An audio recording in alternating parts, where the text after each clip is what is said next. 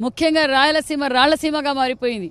అది గ్రహించిన అన్న నందమూరి తారక రామారావు గారు ఈ రాయలసీమను రతనాల సీమగా మార్చాలని ఆ రోజుల్లోనే పునాదులు వేశారు.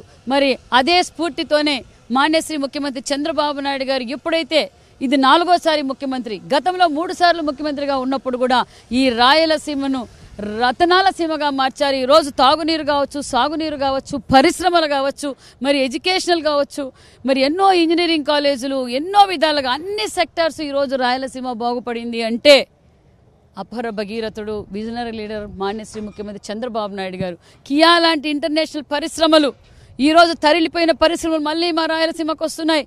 మరి రాయలసీమలో ఈరోజు horticulture, agriculture, sericulture, industrial hub, మరి ఇరిగేషన్ ప్రాజెక్టులు ఈరోజు అన్నీ మాకు అందుతున్నాయి.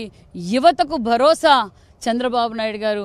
యువత మహిళలు ఎక్కువగా వచ్చే అవకాశాలు కనిపిస్తున్నాయి. ఎందుకంటే యువత మాకు వెహికల్స్ కావాలి, ఇంకా వెహికల్స్ పెట్టండి, మహిళలు ముఖ్యంగా ఎప్పుడూ లేదు.